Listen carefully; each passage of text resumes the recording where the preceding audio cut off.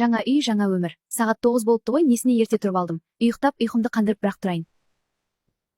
Әй келін, ана қатын әлі тұрмады ма? Түс болды ғой. Жоқ апа, әлі тұрмады. Шаршаған болар. Не істеп шаршайды? Байыңның қасынан шықпайды. Үйде бір тәрбиесіз бар, тағы біреу керек емес маған. Әй, бәйбіше, саған не жетпейді осы? Байының разылығы, ол менің разылығым. Осыны екі келін біліп жүрсін. Бүкіл әлемде екі қабат сен ғана емессің. Жата бермей көп қимылда. Бала өсіп кетеді әйтпесе. Жақсы апа. Жата берер едім, қарным ашып кетті. Енешка ол қайта-қайта келіп мазамды алып. Аскар, күнің сәтті өтсін. Айдана, тыныш жүр. Үйдегілермен ұрсыспа. Мен ешкімге тиіспеймін, тиіссе аямаймын. Абысынтай, қайырлы таң. Қалай ұйықтап шықтың? Түске дейін ұйықтадың ғой? Жақсы, уже түскі асты дайындап жатырсың ба? Иә, апам аздап ашулы саған.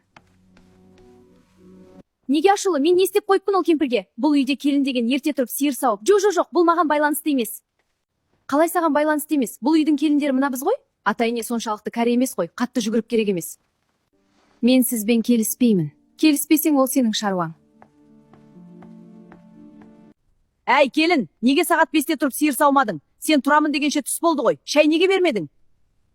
Апа, қайдағы сиыр, қайдағы шай? Тұрған бетім жаңа ғой. Асықтырмаңыз мені. Тәрбиесіз, орныңды біл. Орным қайда екен? Кәне көрсетіңіз, білмейді екенмін. Бұл үйдің өз ережелері бар. Келін ерте тұрып үйдегілердің барлығының жағдайын жасауға міндетті. Апа, одан да құл сатып алсаңызшы. Сымдықай, қартайған шағымда келіндерден қызық көремін деп едім. Келіндерінің түрі мынау. Мен де сізден шок болып отырмын. Жалғасты көргіңіз келсе, парақшаға тіркеліп, комментарийге жалғасы деп жазыңыз. Жалғасын көргіңіз келсе, парақшама тіркеліп, комментарияға жалғасы деп жазыңыз. Кеше біреулер қатты батыр болып кеткен сияқты. Ешкім ештеңені ұмытқан жоқ. Тек бәрінің шегі болады. Шегі? Келіннің шегі болмайды, келіннің міндеті болады. Міндет бар, бірақ адамдық та бар.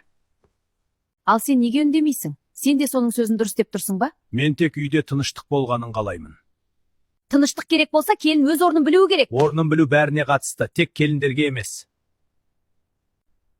Үйдің іші біртүрлі тыныш екен, бірдеңе болған сияқты. Не болсын, келіндер бастарын көтере бастады. Қайсысы? Үлкені. Кеше маған қарсы сөйледі. Ой, апа, сіз тым жұмсақ болып кеткенсіз. Мен болсам, баяғыда орнына қояр едім. Келін өзін ханшайым сезінбеуі керек. Не болды? Неге жылап отырсың? Бүгін дәрігерге бардым. Сосын? Ол маған қатты уайымдамау керек деді. Күйзеліс көп болса, балаға әсер етеді деді. Енді ешкім сені қорқытпайды.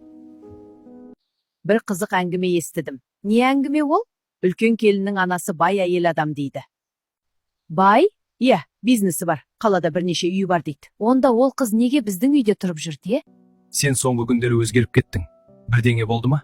Жоқ, бәрі жақсы. Жоқ, жақсы емес. Мен сені білемін. Сен жылағансың. Қатты шаршап жүрмін. Егер біреу саған қысым жасаса, маған айтуың керек. Мен тек баламыз аман болса екен деймін. Бала да, сен де аман боласыңдар. Бүгін тағы анаммен ұрыстың ба? Мен ұрысқан жоқпын. Мен тек өзімді қорғадым. Бұл үйде тыныш өмір сүру мүмкін емес сияқты. Тыныштық кейде шындық айтылғаннан кейін ғана келеді. Кейде мен ойлаймын, біздің өміріміз неге осылай басталды? Кейбір некелер махаббаттан емес, жағдайдан басталады. Қызым, қалайсыңдар? Бір жаңалық бар. Анау үлкен келіннің анасы бай деп естідім. Егер үлкен келіннің анасы бай болса, неге қызын біздің үйге берді? Қалай ойлайсыз? Мен де соны түсінбей жүрмін. Баламның басын айналдырып алған сияқты. Мүмкін бұл жай неке емес шығар, мұның артында бір құпия бар сияқты. Сонда не дегің келіп тұр? Жағасын көру үшін комментарий бөліміне жалғас деп жазыңыз.